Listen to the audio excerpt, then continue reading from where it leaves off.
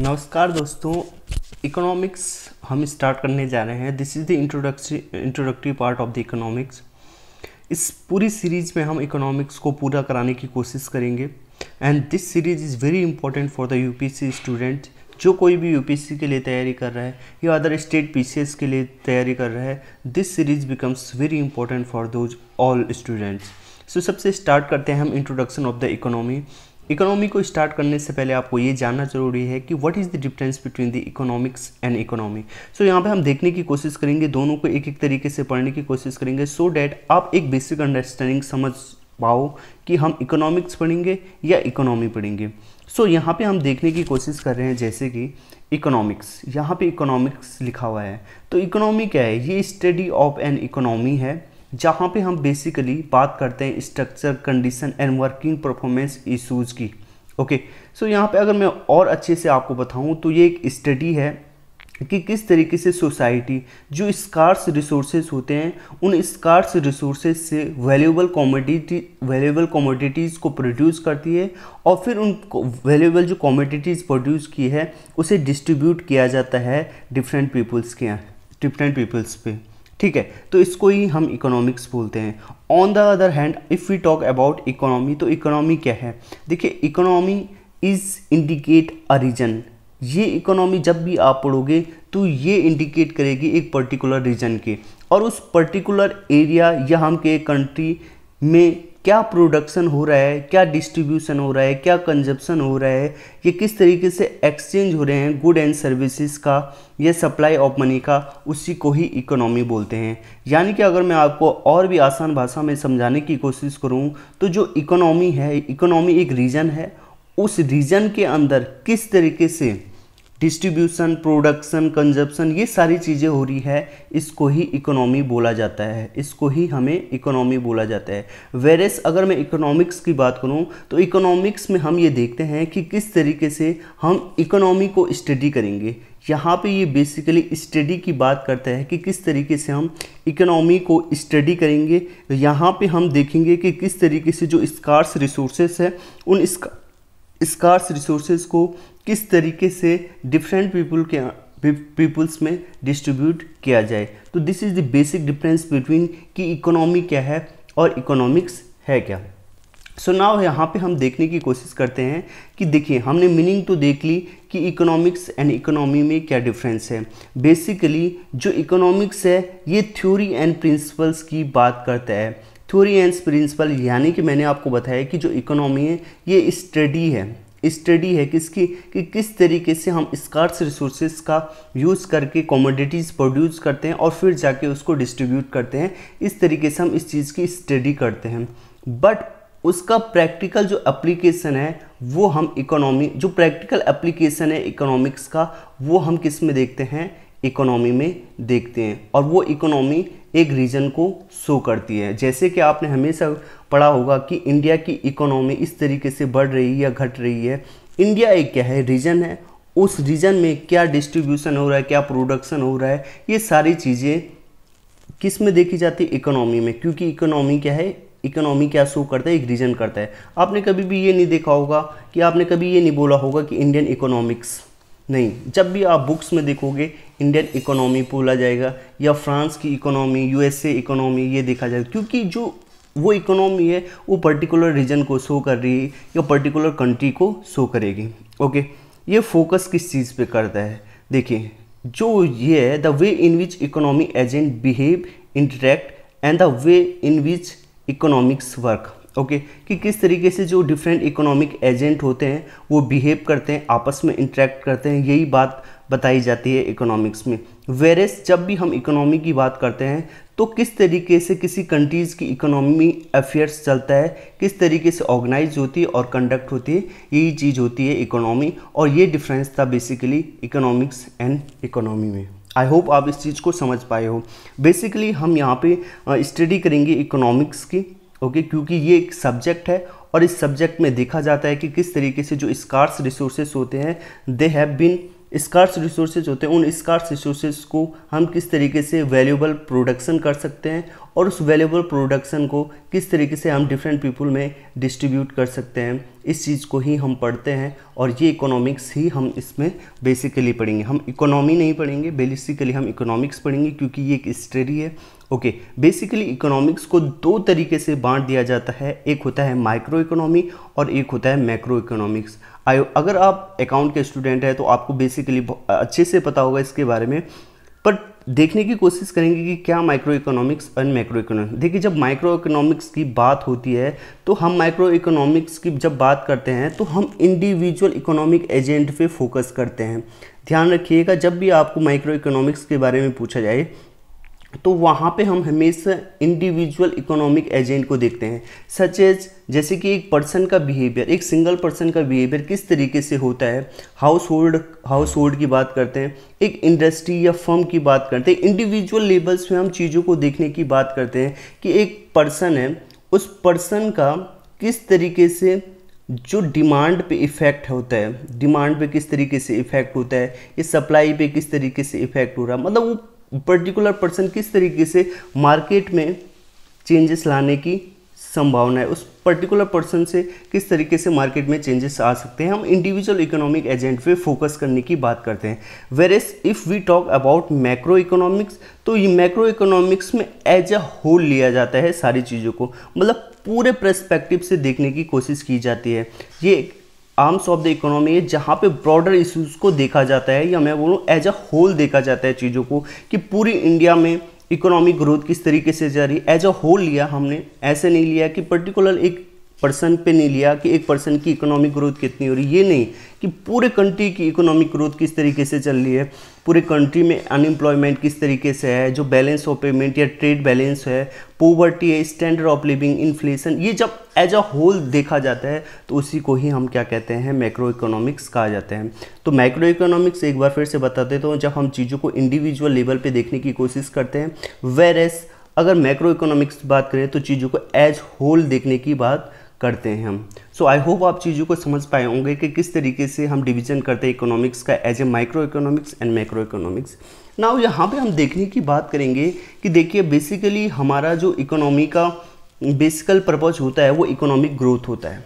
Okay, हमारा बेसिकल जो purpose होता है वो इकोनॉमिक ग्रोथ होता है। हम एक कंट्री की हमेशा अच्छी इकोनॉमिक ग्रोथ देखने की कोशिश करेंगे, बट उस इकोनॉमिक ग्रोथ को हम किस तरीके से ला सकते हैं, क्या क्या ऐसी अप्रोचेस हैं, बेसिकली क्या क्या ऐसी अप्रोचेस हैं जिससे हम ज़्यादा से ज़्यादा इकोनॉमिक ग्रोथ किसी भी कंट्री में ला सकते हैं। बेसिकली जितने भी अप्रोचेस हैं उन अप्रोचेस में एक ही मेन पॉइंट है जहाँ पे ये है कि रिसोर्सेस स्कार्स, हमारे पास रिसोर्सेस है और इस स्कार्स रिसोर्सेस को यूज़ करके किस तरीके से हम इकोनॉमिक ग्रोथ ले आ सकते हैं। तो डिफरेंट अप्रोचेस हैं, उन डिफरेंट अप्रोचेस के बारे में हम डिस्कस करेंगे। तो सबसे पहले हम डिस्कस करते हैं कि जो सबसे पहली अप्रोच थी हमारे पास वो कैपिटलिज्म थी। ओके, तो क्या होता है इस कैपिटलिज्म में, हम ये बात करने की कोशिश करेंगे। तो देखिए, जब इकोनॉमी की स्टार्ट हुई थी, इकोनॉमी हमने समझने की कोशिश करी, धीरे धीरे समझने की कोशिश करी, तो हमारे पास एक शुरुआत में जो अप्रोच निकल के आई वो निकल के आएगी कैपिटलिज्म। कैपिटलिज्म क्या होता है इसके बारे में बात करेंगे, बट इस कैपिटलिज्म के जो प्रोपाउंडर थे वो थे एडम स्मिथ। ठीक है, आपने बहुत नाम सुना भी होगा बहुत सारे लोगों ने, एडम स्मिथ। देखिए, जो एडम स्मिथ थे इनको father of the modern economy भी कहा जाता है। इनकी एक बुक थी जिसका नाम इम्पोर्टेंट है, आप नोट भी कर सकते हैं, वेल्थ ऑफ द नेशन। ठीक है, वेल्थ ऑफ द नेशन। ठीक है, तो ये किसकी बुक है अगर आपसे कोई पूछे तो ये एडम स्मिथ की बुक है, जिन्हें father of the modern economy भी कहा जाता है। And he was the propounder of the capitalism. देखिए, कैपिटलिज्म में होता क्या है, कैपिटलिज्म बात करता है फ्री मार्केट की। ठीक है, कैपिटलिज्म बात करता है फ्री मार्केट की, मतलब ये कहता है कि जो मार्केट है इस मार्केट पे किसी भी मार्केट को रेगुलेट नहीं करना है, हमको मार्केट को रेगुलेट नहीं करना है, यानी कि मार्केट पे जो गवर्नमेंट है उसका हस्तक्षेप नहीं होना चाहिए, मार्केट को खुद से वर्क करना चाहिए, सो डैट ये अपनी फुल इफिशिएंसी पे वर्क कर पाए, एक्चुअली इनका कहना ये है कि अगर हम मार्केट को रेगुलेट करेंगे तो वो अपनी फुल इफ़िशेंसी से काम नहीं कर पाएगी, और जिसके कारण क्या होगा, फुल इकोनॉमिक ग्रोथ नहीं हो पाएगा। ये मेन मकसद है जिसके कारण फुल इकोनॉमिक ग्रोथ नहीं हो पाएगा। तो this is the main core of the capitalism.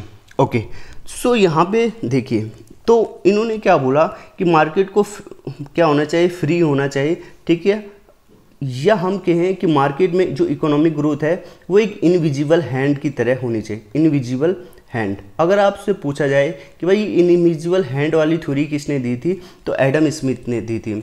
Adam Smith ने ये बोला था कि अगर मार्केट को आप फ्री छोड़ देंगे तो एक इनविजिबल हैंड होगा जो कि इकोनॉमी को खुद ब खुद ग्रो करवाएगा फुल इफिशिएंसी से, और जिसके कारण क्या आ जाएगी, इकोनॉमिक ग्रोथ आ जाएगी। ओके, तो जो ये फ्री मार्केट वाला जो कॉन्सेप्ट है, इसको इकोनॉमी की टर्म्स में लेजे फेयर कहा जाता है। इस फ्री मार्केट के जो टर्म्स है इसे लेजे फेयर मतलब let the market free. Okay, इसका मतलब होता है लेट द मार्केट फ्री, मतलब आपको मार्केट को क्या नहीं करना है, रेगुलेट नहीं करना है। बट इसके भी पीछे बहुत सारे ड्रॉबैक है, बाद में और सारी अप्रोचेस आई, इस बहुत सारी जो धीरे धीरे अप्रोचेस आई, उन अप्रोचेस ने इस कैपिटलिज्म पे हमला बोला और कहा कि ये जो कैपिटलिज्म है अपने आप में सही नहीं है, we need to go for the different approach. तो बेसिकली आप समझ पाए होंगे कि कैपिटलिज्म क्या है। बेसिकली कैपिटलिज्म में ये कहा जाता है वेल्थ को आगे रखा जाता है as compare to the human. Okay, wealth को आगे रखा जाता है, वेल्थ को प्राइमरी माना जाता है, वेरेस ह्यूमन को सेकेंडरी माना जाता है। किसमें, कैपिटलिज्म में। ओके, और इसी के अगेंस्ट एक फिलॉसफी आई, एक अप्रोच आई जिसे हम कहते हैं सोशलिज्म। बट इससे पहले मैं आपको एक चीज़ और बता देता हूँ जो बहुत ही ज़्यादा इम्पॉर्टेंट है। मैं यहाँ पे इस चीज़ को रफ कर देता हूँ। देखिए, जब कैपिटलिज्म आया था तो कैपिटलिज्म ने बोला था कि फ्री मार्केट होना चाहिए, लेजे फेयर पॉलिसी होनी चाहिए, सो डैट मार्केट अपनी फुल इफिशिएंसी से काम करे ताकि ज़्यादा से ज़्यादा इकोनॉमिक ग्रोथ आ पाए। ओके, बट ये कैपिटलिज्म जो अप्रोच थी, ये अप्रोच फेल हो गई at the time of 1929 and 30, जब पूरे वर्ल्ड में ग्रेट रिसेशन आया, या हम बोले ग्रेट डिप्रेशन आया। ओके, ग्रेट डिप्रेशन, या आप बोल सकते हैं कि मंदी आ गई पूरे वर्ल्ड में। ओके, और जब पूरे वर्ल्ड में मंदी आ गई तो इस चीज़ से जो 1929 और 30 था उसमें रिकवरी करना बहुत मुश्किल हो गया।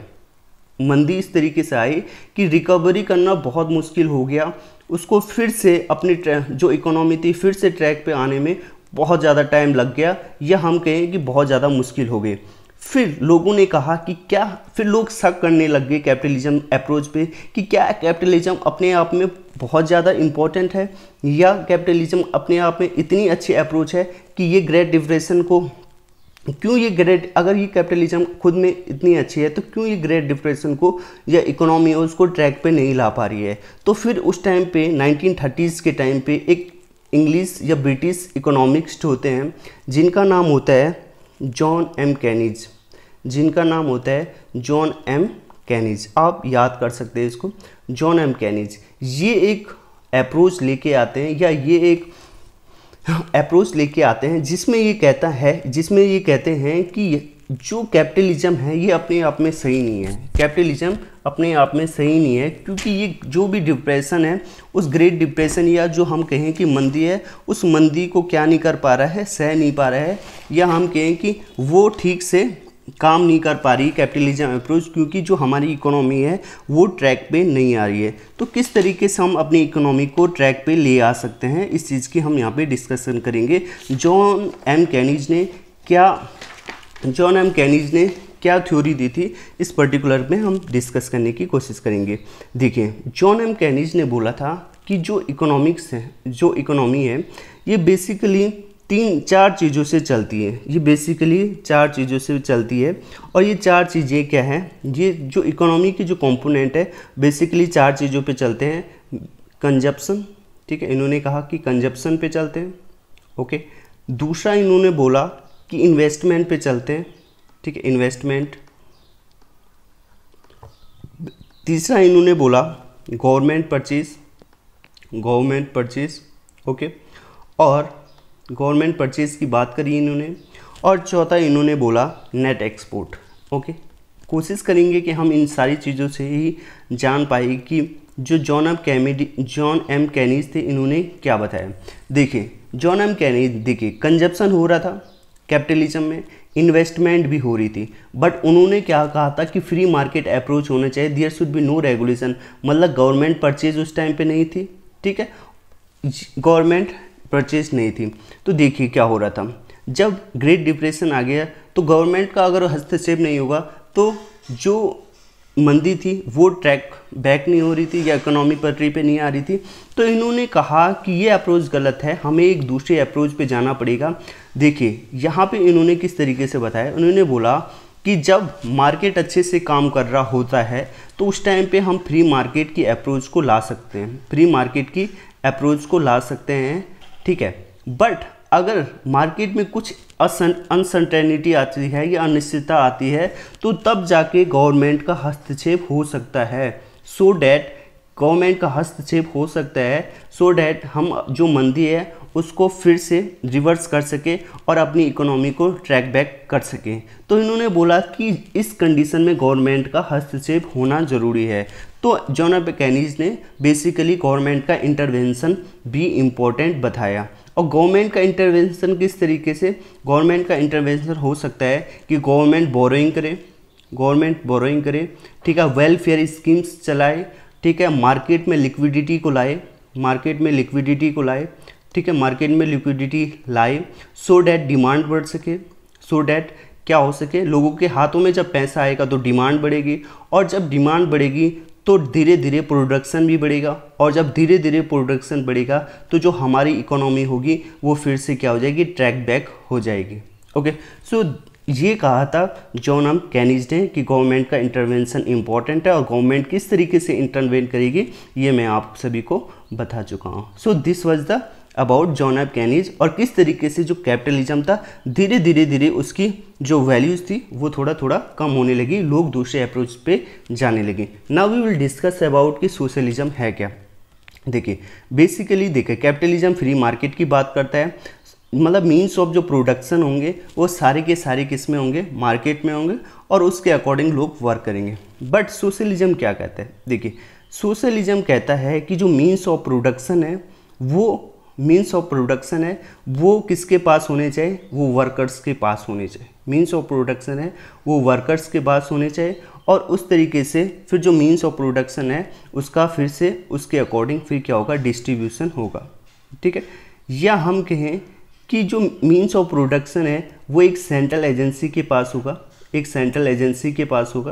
ठीक है, जो मतलब सारे मीन्स ऑफ प्रोडक्शन है वो एक सेंट्रल एजेंसी के पास होगा, यानी कि गवर्नमेंट के पास होंगे, ठीक है। और अकॉर्डिंग टू डैट जो ये सेंट्रल एजेंसी होगी फिर उन मीन्स ऑफ प्रोडक्शन का क्या करेगी, डिस्ट्रीब्यूशन करेगी, सो डैट इनइक्वालिटी, इनजस्टिस, ये जो सारी चीज़ें हैं ये कम हो सके या इनको रिड्यूस किया जा सके और एक इक्विटेबल शेयर हो सके सब लोगों के पास। देखो कैपिटलिज्म में होता क्या था, देखो कैपिटलिज्म में ये होता था कि जो लेबर्स थे, ठीक है, और जो इलाइट पर्सन थे, ठीक है, जो इलाइट पर्सन थे जिनके पास काफ़ी सारा पैसा था, तो कैपिटलिज्म में एक्चुअल में होता ये था कि जो लेबर्स थे उनको तो कम पैसा मिलता था काम के लिए, और जो इलाइट थे वो अमीर और ज़्यादा अमीर होते रहते थे। तो बेसिकली लोग इसी चीज़ पे इस अप्रोच को थोड़ा सा नकार देते हैं। वेरे सोशलिज्म में क्या था, सोशलिज्म में ये बोल दिया गया कि जितने भी मीन्स ऑफ प्रोडक्शन है, मीन्स ऑफ प्रोडक्शन मतलब जितने भी रिसोर्सेज हैं उन रिसोर्सेज को एक सेंट्रल एजेंसी को देना है, ओके, यानी कि गवर्नमेंट को, और फिर जाके जो ये गवर्नमेंट है उन मीन्स ऑफ प्रोडक्शन या रिसोर्सेज को डिस्ट्रीब्यूट करेगी amongst the people, so that inequality, injustice ये सब खत्म हो सके। ओके, अब ये जो सोशलिज्म है, इस सोशलिज्म के दो एक्सट्रीम भी आ गए, यानी कि सोशलिज्म को लोगों ने जब समझा नहीं, उसको डिस्टॉर्ट करा, तो दो और कॉन्सेप्ट आ गए सोशलिज्म से ही, कम्युनलिज्म, ठीक है, कम्युनिज्म आ गया। कम्युनिज्म एक एक्सट्रीम फॉर्म है सोशलिज्म का, जहाँ पे ये बोल दिया जाता है कि जो मीन्स ऑफ प्रोडक्शन है वो लेबर्स पे होने चाहिए, और ये जो लेबर्स हैं वो खुद ही जो मीन्स ऑफ प्रोडक्शन है उसका डिस्ट्रीब्यूशन कर लेंगे। एक्चुअली जो ये कम्युनिज्म था ये अगेंस्ट था टोटली किसके, कैपिटलिज्म के। क्योंकि ये कहता था कि जो कैपिटलिज्म है, कैपिटलिज्म में जो लेबर्स हैं, लेबर्स को एक्सप्लॉइट किया जाता है, और जो इलाइट पर्सन है उनके पास सारा का सारा मीन्स ऑफ प्रोडक्शन आ जाता है, जिसके कारण जो लेबर्स हैं, लेबर्स एक्सप्लॉइट हो जाते हैं और उनका वेलफेयर नहीं हो पाता है। इसी प्रकार इसके अगेंस्ट आया कम्युनिज्म ने बोला कि जो मीन्स ऑफ जो प्रोडक्शन है वो लेबर्स पे रहेंगे और इनका डिस्ट्रीब्यूशन वो अपने आप ही करते हैं। ये चीज़ की थी। तो इसके दो मेन प्रोपाउंडर थे, ठीक है, कम्युनिज्म के दो मेन प्रोपाउंडर थे, आपने उनका नाम सुना ही होगा। एक थे मार्क्स, ठीक है, एक थे मार्क्स, ठीक है, कार्ल मार्क्स थे, ठीक है, और दूसरे थे एंजल, ठीक है। तो इन दोनों ने ही इसको प्रोपाउंड किया था और कहा था कि लेबर्स के पास ही सारे मीन्स ऑफ प्रोडक्शन और according to they will distribute. तो आप कह सकते हैं कि जो सोशलिज्म है एक बहुत बड़ा सेट है, ठीक है, और सोशलिज्म के अंदर ही कम्युनिज्म एक सबसेट है। ओके, तो इस तरीके से हम देख रहे हैं। यहीं पे इंडिया की अगर हम बात करें तो इंडिया ने मिक्स्ड इकोनॉमी का फॉर्मूला अपनाया था, ठीक है, मिक्स्ड इकोनॉमी की बात करी थी। मिक्स्ड इकोनॉमी में क्या, जहाँ पे प्राइवेट और गवर्नमेंट दोनों ही साथ में काम करेंगे। ओके, यानी कि प्राइवेट काम करती रहेगी और जब प्राइवेट में कोई डिस्टॉर्शन या कुछ भी अनसर्टेनिटी आएगी तो गवर्नमेंट उसमें क्या करेगी, हस्तक्षेप करेगी। ओके, तो ये था मिक्स्ड इकोनॉमी का फॉर्मूला। नाउ यहाँ पे हम डिस्कस करेंगे कि मर्केंटिलिज्म क्या होता है।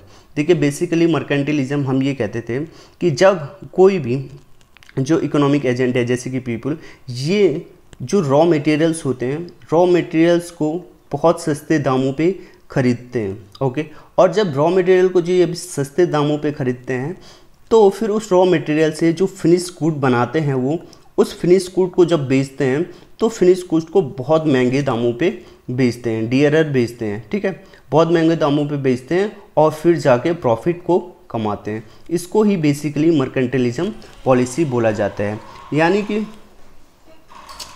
मर्केंटिलिज्म पॉलिसी बोला जाता है। और जब मर्केंटिलिज्म पॉलिसी होती है तो उसमें क्या होता है कि ये लोग बेसिकली ये बात करते हैं कि इंपोर्ट को कम से कम होना चाहिए, इंपोर्ट कम से कम होना चाहिए और एक्सपोर्ट ज़्यादा से ज़्यादा होना चाहिए। एक्सपोर्ट अगर ज़्यादा से ज़्यादा होगा तो फिर हमारे इंडिया के अंदर या किसी भी कंट्री के अंदर ज़्यादा से ज़्यादा डॉलर आएंगे या ज़्यादा से ज़्यादा फॉरेन एक्सचेंज आएगा, और जब ज़्यादा से ज़्यादा फॉरेन एक्सचेंज आएगा तो इंडिया जो कंट्री होगी उसकी प्रॉस्पेरिटी भी ज़्यादा हो जाएगी। बेसिकली इनका ये मेन मकसद था, ठीक है। तो ये बेसिकली बात करते हैं इंपोर्ट सब्सटीट्यूशन की बात करते हैं, इंपोर्ट सब्सटीट्यूशन की बात करते हैं। तो इंपोर्ट सब्सटीट्यूशन क्या होता है, देखिए, इंपोर्ट सब्सटीट्यूशन में ये होता है कि हमें क्या करना है, इंपोर्ट को कम करना है। ओके, इंपोर्ट को कम करना है, ठीक है, और जो भी इंपोर्ट हम कर रहे थे उसको हमें अपनी ही कंट्री में क्या करना है, प्रोड्यूस करना है, सो डैट हमारी लोकल इंडस्ट्रीज़ को क्या मिल सके, बढ़ावा मिल सके। ओके, सो डैट हमारी जो लोकल इंडस्ट्रीज़ है वो बढ़ावा मिल सके उनको। तो बेसिकली इनका यही मकसद होता है। नाउ हम डिस्कस करते हैं ग्रीन इकोनॉमी की बात करते हैं। देखिए, ग्रीन इकोनॉमी में क्या होता है, आज की डेट में आप सभी को पता है कि टेक्नोलॉजी धीरे धीरे बढ़ रही है, जब भी इकोनॉमिक डेवलपमेंट होता है तो उसका कहीं ना कहीं एडवर्स इम्पैक्ट पड़ता है हमारे इन्वायरमेंट पे। ओके, हमारे इन्वायरमेंट पे उसका कहीं ना कहीं एडवर्स इम्पैक्ट पड़ता है। बट ग्रीन इकोनॉमी ये कहती है कि there should be a sustainable development. वो ये बात करती है, सस्टेनेबल डेवलपमेंट की बात करती हैं, मतलब there should be a balance between environment and development. इन दोनों के बीच में बैलेंस स्ट्राइक होना चाहिए और सस्टेनेबल डेवलपमेंट की बात करते हैं। सस्टेनेबल डेवलपमेंट यहाँ पे क्या होता है, देखिए, सस्टेनेबल डेवलपमेंट मतलब जो रिसोर्सेज आज हम यूज़ कर रहे हैं उन रिसोर्सेज का कुछ इस तरीके से यूज़ करना सो डैट आगे आने वाली जो हमारी पीढ़ी है उन रिसोर्सेज को वो भी यूज़ कर पाए। ये नहीं कि जो रिसोर्सेज आज हम यूज़ कर रहे हैं उनका इस तरीके से एक्सप्लॉइट करें कि वो आने वाली जो पीढ़ी है हमारी वो उसको यूज ही ना कर पाए। तो इसको सस्टेनेबल डेवलपमेंट नहीं कहेंगे, हम सस्टेनेबल डेवलपमेंट उसको कहेंगे कि सो रिसोर्सेज जो आज हम यूज़ कर रहे हैं वो आगे आने वाली पीढ़ी भी उनको यूज़ कर सके। तो बेसिकली ग्रीन इकोनॉमी में ये बोला जाता है कि जो हमारा इन्वायरमेंट है और जो डेवलपमेंट है उस दोनों के बीच में एक बैलेंस क्रिएट होना चाहिए, सो डैट हमारी जो इन्वायरमेंट है उस पर भी एडवर्स इम्पैक्ट ना पड़े। ओके, सो आपने देखा कि ये डिफरेंट अप्रोचेस के बारे में मैंने डिस्कस करा कि किस तरीके से ये डिफरेंट अप्रोचेस थी। ठीक है, तो ये हमारा इंट्रोडक्टरी लेक्चर था। फिर उसके बाद मैं आपको बताऊंगा कि किस तरीके से इकोनॉमिक ग्रोथ को मेजर किया जाता है। बट अभी के लिए हम इतना ही रखते हैं। So thank you for the day.